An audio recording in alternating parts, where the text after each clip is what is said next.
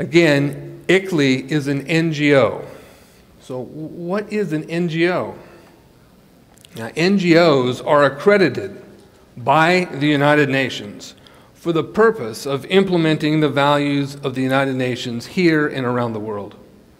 There are at least 2,000 NGOs operating inside the United States. They include some obvious ones, like the Sierra Club and the Audubon Society. But it also includes the American Chamber of Commerce, the American Farm Bureau, the American Bar Association, and the American Medical Association.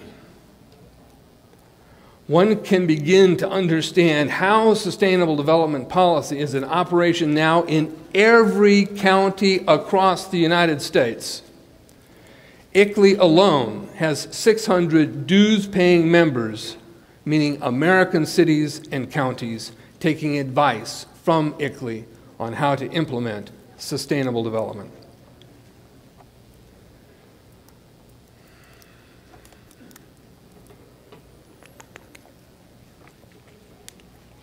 So what is Agenda 21, Sustainable Development, and why does it matter?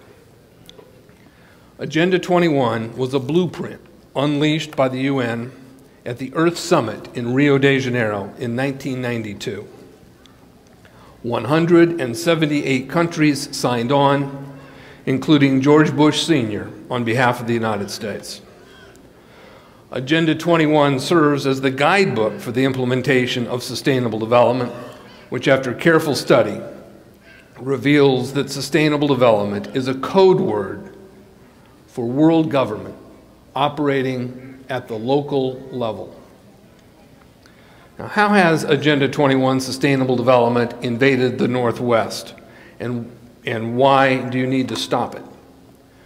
Now, the most blatant example of the UN's assumption of control is the UN's assumption of management control over vast tracts of land in the Northwest. This is evidenced by the long list of UN protected areas that are managed by the International Union for the Conservation of Nature. This organization was first accredited by the UN in 1946 as an advisor to the General Assembly. The IUCN, as of 1998, had more than 880 state government agencies and non-governmental organizations who were members in 133 countries. The mission of the IUCN is to, quote, to influence, encourage, and assist societies throughout the world to conserve the integrity and diversity of nature and to assure that any use of natural resources is equitable and ecologically sustainable, unquote. Our own National Park Service and Environmental Protection Agency are members of the IUCN. Here is a list of UN protected areas in the state of Washington.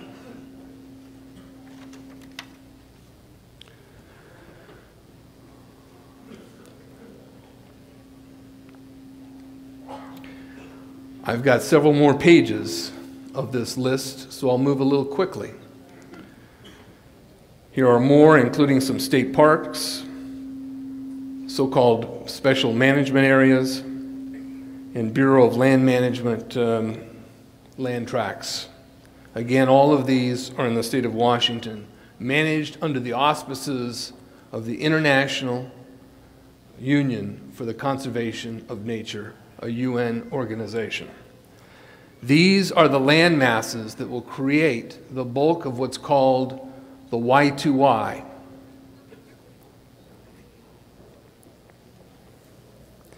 Here are Forest Service areas, National Park Service areas, and other areas, again, within the state of Washington.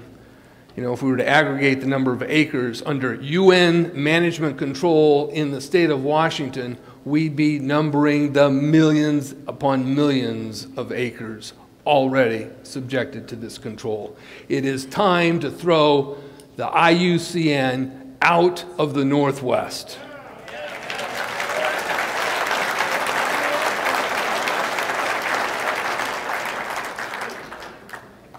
But Idaho is a victim as well. And here are the national forest areas that are managed under the auspices of the international organization already today. And this page alone constitutes approximately 5 million acres.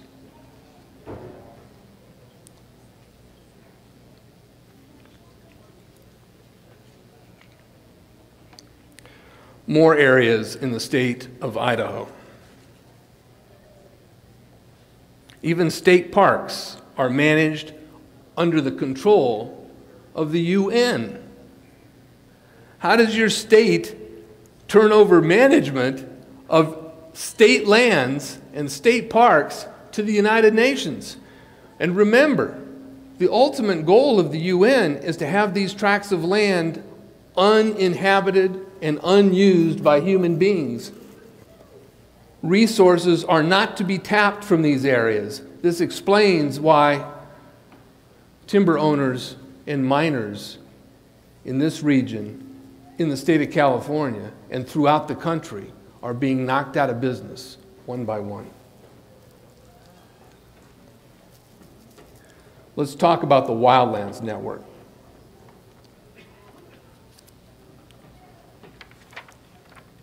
Before I do that, let me say that the land policy of the United Nations was first officially articulated at the UN Conference on Human Settlements, so-called Habitat I, held in Vancouver, Canada in 1976. This quote is from the preamble from the UN policy on land. Quote, "Land cannot be treated as an ordinary asset, controlled by individuals, and subject to the pressures and inefficiencies of the market. Private land ownership is also a principal instrument of accumulation and concentration of wealth, and therefore it contributes to social injustice. If unchecked, it may become a major obstacle in the planning and implementation of development schemes." That's right, they acknowledged they had a scheme.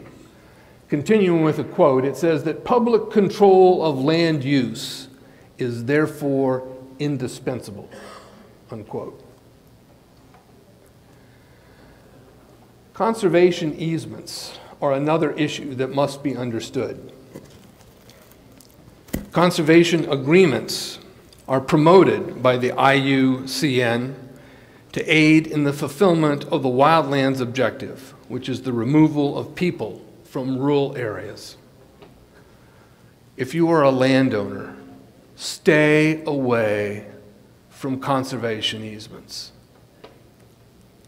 Conservation agreements split the ownership of land, giving over management authority to the holder of the easement.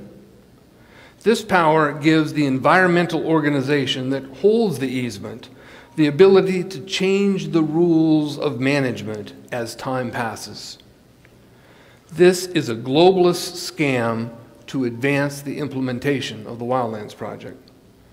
Visit our table and our website at Freedom Advocates for information on conservation easements. Now, the Wildlands Network, reflected on the screen, is formally known as the Wildlands Project. It operates here, right here, and helps the IUCN create and implement policies and legislation that promote the massive land grabs going on.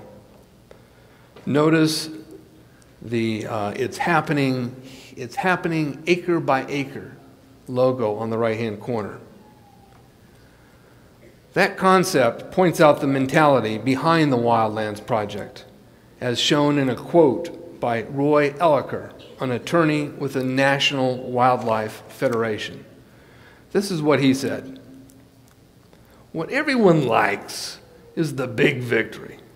When you load them cattle trucks up for the last time and they go driving down off into the sunset and they never come back. But that's not how you win. You can win a lot more victories by making